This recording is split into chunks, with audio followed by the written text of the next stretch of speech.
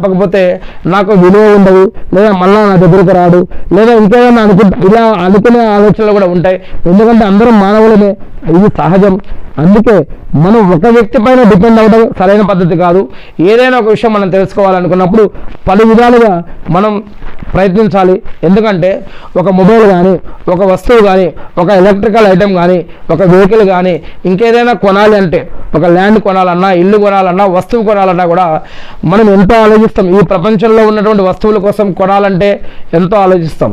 దాని రేట్ ఎంత, ఎప్పుడు తయారైంది, ఎక్కడ తయారైంది, ఎందుకు తయారైంది, అది పాడైపోతే ఎలా ఉంటుంది, దీనికి రిపేర్ ఉంటుందా లేదా, మరి దీని అసలు రేట్ ఎంత, హోల్సేల్ రేట్ ఎంత, రీటైల్ రేట్ ఎంత, దీనికి గ్యారంటీ ఉందా, వారంటీ ఉందా లేదా, దీని క్వాలిటీ ఎంత, ఇది పనికొస్తుందా లేదా, ఎన్ని సంవత్సరాలు పనిచేస్తుంది, ఇది పాడైపోతే పరిస్థితి ఏంటి, మరి దీని తర్వాత ఇంకేదైనా కొత్త అప్డేట్ వస్తే మరి అప్పుడు ఈ వస్తువు పరిస్థితి ఏంది, దీన్ని తీసుకోవాలా వద్దా, దీని రేట్ ఎంత, ఇది మనం పెట్టేది సరైనదా కాదా, ఇలా అనేక రకాల ప్రశ్నలు మనం ప్రశ్నించుకుంటాం, ఇతరుల సలహా అడుగుతాం, ఇంకా అనేక మందిని ప్రయత్నిస్తాం, ఇంకా ఆ వస్తువుకి సంబంధించి ఇంకా అప్డేటెడ్ వర్షన్ ఇంకా ఏదైనా ఉందా అని అనేక ప్రదేశాలు, అనేక ప్రాంతాలు, అనేక షాపులు ఎలాగైతే తిరుగుతామో, అనేక ఆలోచనలు ఎలా ఎంక్వైరీ చేస్తామో, ఇక్కడ 40, 50, 60, 70, 80, 90, 100 సంవత్సరాలు కూడా బతుకుతామో లేదో మనకు తెలియదు. కానీ మరణం లేని జీవితం అక్కడ ప్రపంచం తర్వాత ఉంది, పరలోకం అనేది ఉంది.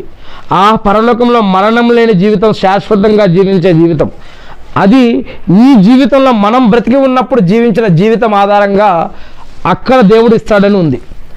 మరి ఈ 100 సంవత్సరాల లోపు జీవితంలో ఏదైనా ఒక వస్తువు కొనాలంటేనే మనం ఇంతగానో ఆలోచిస్తూ ఉన్నాం.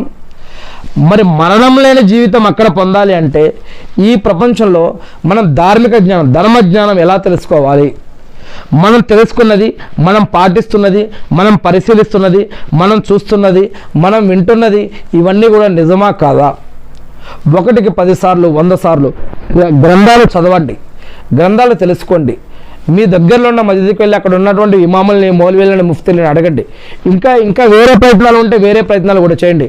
సరైన జ్ఞానాన్ని తెలుసుకొని సరైన పద్ధతిలో జీవిస్తూ నరకం నుంచి రక్షించబడుతూ స్వర్గంలో అత్యుత్తమ స్థానాలకు వెళ్ళడం కోసం ప్రయత్నించండి.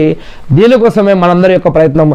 అల్లా ఈ యొక్క మార్గంలో మనందరికీ కూడా ఇహలోకంలో, సమాజ జీవితంలో, ప్రళయం రోజు పరలోకంలో కూడా మనందరికీ కూడా సహాయం చేయాలని నేను ఆ సృష్టికర్త అనాలని మనందరి తరపున కూడా నేను ప్రార్థిస్తూ ఉన్నాను. ఆమీన్.